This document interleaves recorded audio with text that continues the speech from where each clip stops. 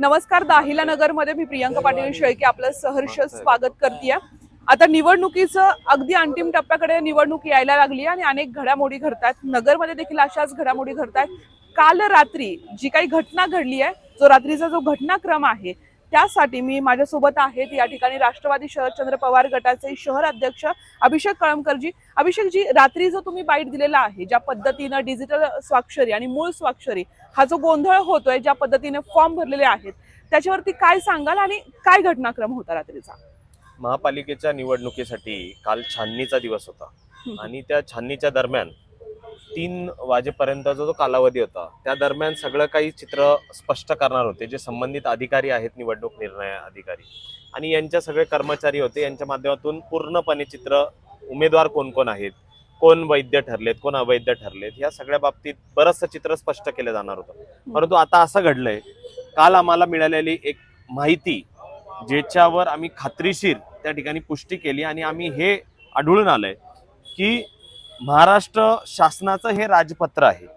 या राजपत्रामध्ये स्पष्टपणे असा उल्लेख आहे, आपण जर बघितलं की सदर सूचनाच्या पक्षाचे अध्यक्ष किंवा सचिव अथवा अधिसूचना पाठवण्यास अधिकृत केलेल्या पक्षाच्या अन्य पदाधिकाऱ्यांच्या शाईने अथवा बॉल पॉइंट पेनने स्वाक्षरी केली असावी.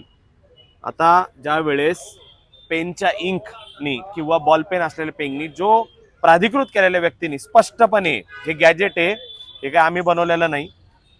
आम्ही ज्या वेळेस त्या संबंधित अधिकाऱ्यांना विचारलं की याच्यामध्ये आम्हाला आमची माहिती अशी आहे की जे भारतीय जनता पार्टी किंवा शिवसेना पक्षाने जे एबी फॉर्म उमेदवारांना दिले, त्या उमेदवारांना बी फॉर्म मध्ये ही डिजिटल सिग्नेचर केलेले बी फॉर्म आहेत, जे तुम्हाला चालतात का? नाही म्हणणे बिलकुल चालत नाही. नाशिकमध्ये पण एक वेगळा विषय, इथं आम्ही आक्षेप घेतोय भारतीय जनता पार्टी आणि शिवसेनेवर, आणि नाशिकमध्ये महापालिकेला भारतीय जनता पार्टी ठाकरे शिवसेनेवर गंभीर आरोप करते की त्यांनी डिजिटल सिग्नेचर. मग इथं मला यांची दुतर्फी भूमिका या ठिकाणी वाटतेय. आम्हाला असं म्हणणं आहे की निवडणूक निर्णय अधिकारी कलेक्टर साहेबांच्या नेतृत्वाखाली आयुक्त साहेब असावेत, बाकीचे अधिकारी असावेत, ते हे कसे चालून घेणार आहेत इथं स्पष्ट मी तुम्हाला दाखवलेलं आहे. आणि ही या प्रकारे हे कसे वैध ठरवतात ते आम्हाला फक्त दाखवावेत. त्यांचं असं म्हणणं आहे आम्ही स्वतः व्हेरीफाय केलेत सगळे डॉक्युमेंट. मग त्यांनी आम्हाला दाखव, आम्हाला थोडी पाहिजे. आम्हाला जरी दाखवलं, हे बघा हे डिजिटल सिग्नेचरचे नाही, आम्ही जे आरोप करतोय ते आम्ही जनतेसमोर खोटे ठरू.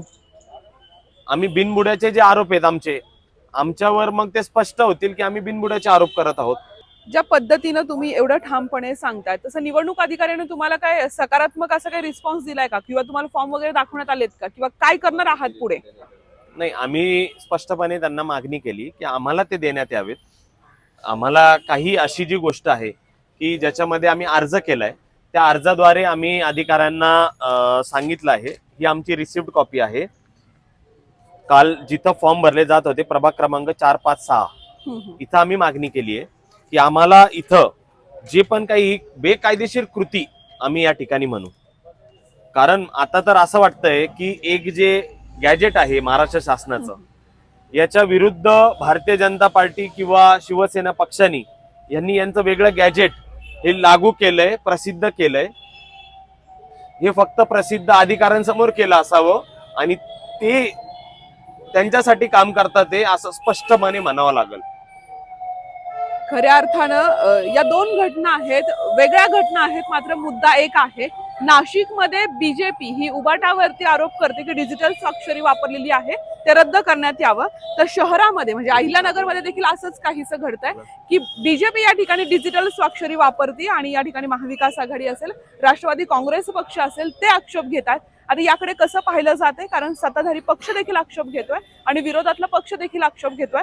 सध्याचं जे राजकारण सुरू आहे, ज्या निवडणुका सुरू आहेत, त्या वेगळ्याच थाटणीच्या चालू आहेत. असं राजकारण आतापर्यंत कधी बघितलेलं नाहीये. निष्ठावंतांना न्याय मिळत नाहीये हे दिसतंय. महायुतीमध्ये सुरू असलेली सर्कस पाहायला मिळतीये, त्यावर देखील आपण आता भाष्य करणार आहोत.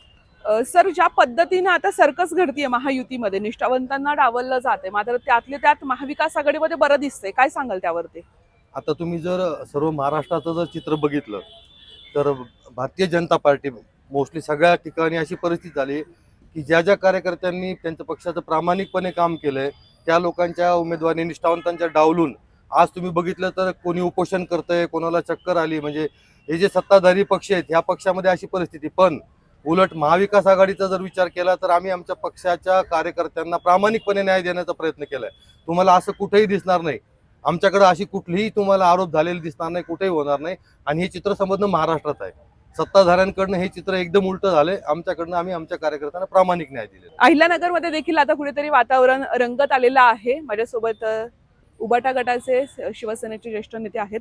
गिरीश जाधव सर, कुठल्या मुद्द्यांवरती ही निवडणूक होणार आहे? बऱ्याच काळापासून तुम्ही ही निवडणुकीमध्ये सक्रिय असता, काय वाटतंय नगरमधली आता निवडणूक कशी होईल? असा विषय आहे की इथं संपूर्ण हे पैशावरच भाजपने किंवा शिंदे सेनेने इलेक्शन पैशावर आणून ठेवलेली, निष्ठा विष्ठा काही राहिलेली नाही.